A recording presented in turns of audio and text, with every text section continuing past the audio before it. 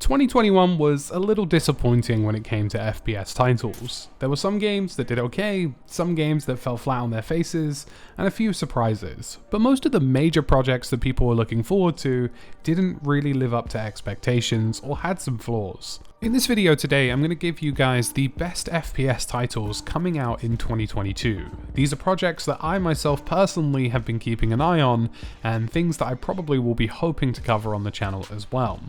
All of these look super exciting, and we're primarily focusing on multiplayer FPS titles here, although there definitely are some really cool single player ones in the works for next year. There's no particular order to this video, they aren't ranked or anything, just because at the end of the day we have no idea how these projects are going to turn out, but let's dive on in.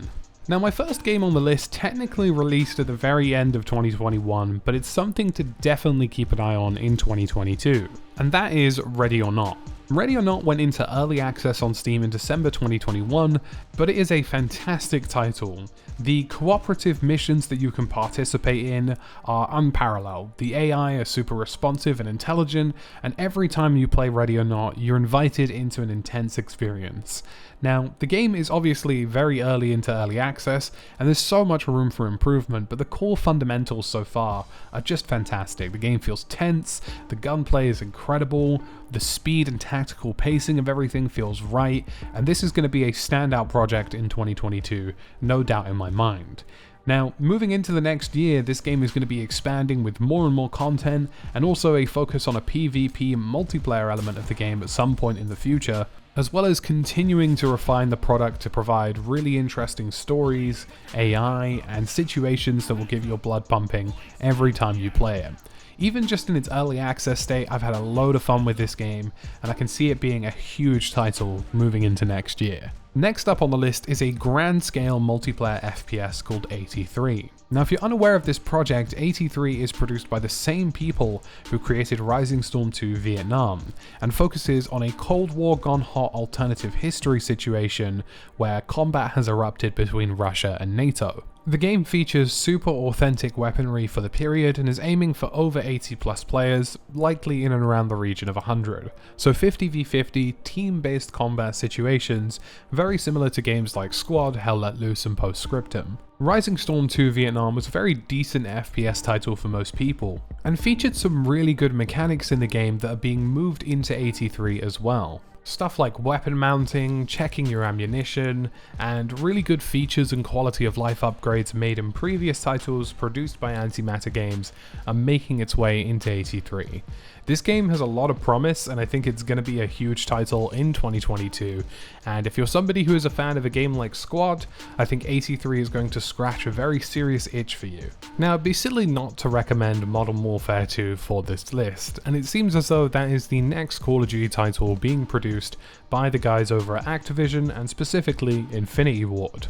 Now, Modern Warfare 2019 was a very successful title because it featured a certain level of grounded realism that we haven't seen from Call of Duty in the past, and was a lot of fun. It also brought us Call of Duty Warzone, which was widely played for over a year now, and is something that's now being further supported by future titles. Now, Modern Warfare 2 sounds super interesting for one key feature, a new mode called DMZ, which appears to be very similar to Escape from Tarkov. This is Modern Warfare 2's demilitarized zone, which would be effectively a one-to-one comparison and take on Tarkov for the top spot in terms of that kind of game genre, and also for streamers and other content creators as well. Now, considering Infinity Ward were capable of producing Call of Duty Warzone, which despite its flaws, at its launch was a very enjoyable battle royale, I think many people are excited for what is possible in Modern Warfare 2, and there's definitely room in the market for a slightly more casual version of Tarkov. Whilst Tarkov can be a lot of fun for some audiences, even I myself find Tarkov a little bit too hardcore, and I play games like Arma, Squad, Hell Let Loose, and I just find it a bit cumbersome keeping up with a game like Tarkov.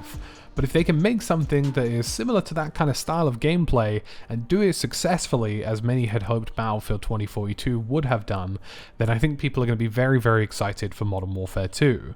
And obviously, of course, it's a modern setting shooter. The Infinity Ward 8 engine, or IW8 engine, is a very compatible and very strong engine capable of creating really good gameplay, animations, visuals.